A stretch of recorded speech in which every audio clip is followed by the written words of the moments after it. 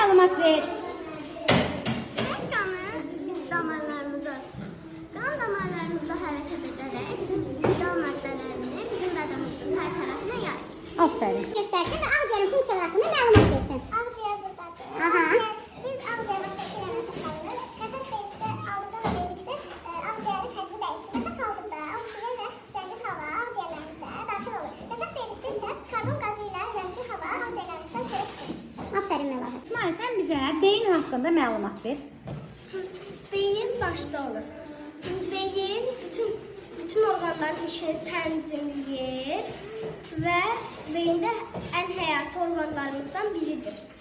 Göstər. Ürək funksiyalarını danış. Buyur. Ürək damardan qanı ötürür və qida və bədənimizdəki qida maddələrini zərərləşdirir.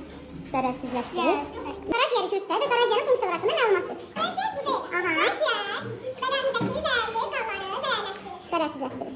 Bəli, zərərləşdirir və qanı bədənimizdə tutur. Aha. Hadi siz mənə böyrəkləri göstərin görün burada. Aha, hani börək?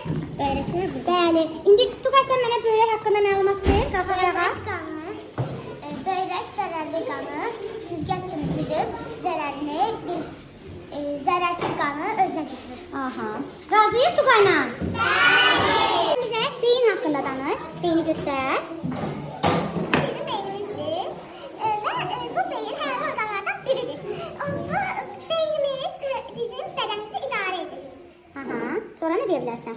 Deyə bilərəm ki, orqanlarımızı öyrənmək vacib bir şey. Bəli. Mədəni göstər bizə. İndi mədə haqqında məlumat ver. Bizim yediyimiz şey mədəyə düşür. Yeməklərimiz, qidalar. Qidalarımız mədəyə düşür. Və orada həzm prosesi. Mənə ağciyərləri göstər. Aferin. Əsmər sən mənə mədəni göstər.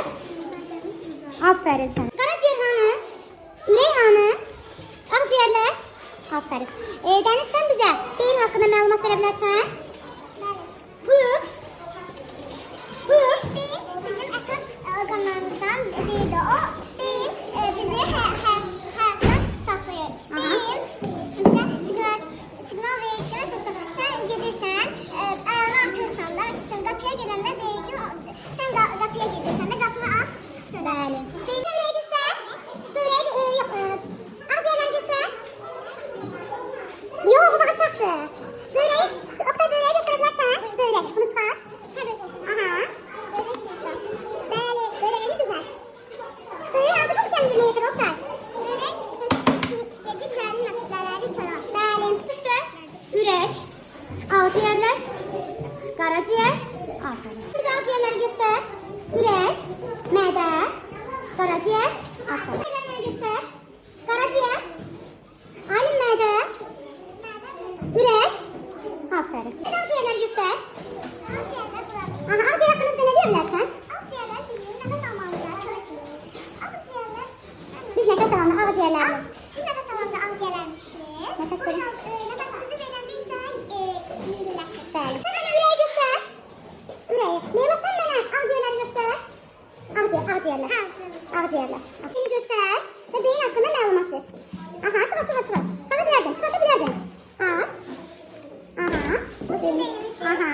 Beyin bizim orqanlarımıza deyir ki, sən bunu et. Onlara komanda verir və biz də onları veririk. Məsələn, siz addım atanda beyin bizə deyir ki, sən addım attın. Aferin. Yiyib qoyarsan qoyuyorum. Qaraciyəri göstər və qaraciyər haqqında məlumat ver. Qaraciyər bizim zəhərli qanlarımızı zərərləşdirərək bədənimizə ötürür. Aferin. Göstər. Bəli. Sən mənə qaraciyər göstər, Şamxal. Qaraciyər buradadır. Bəli. Yox, bu barsağı çıxar. Aha. Böyrəklərimiz qanı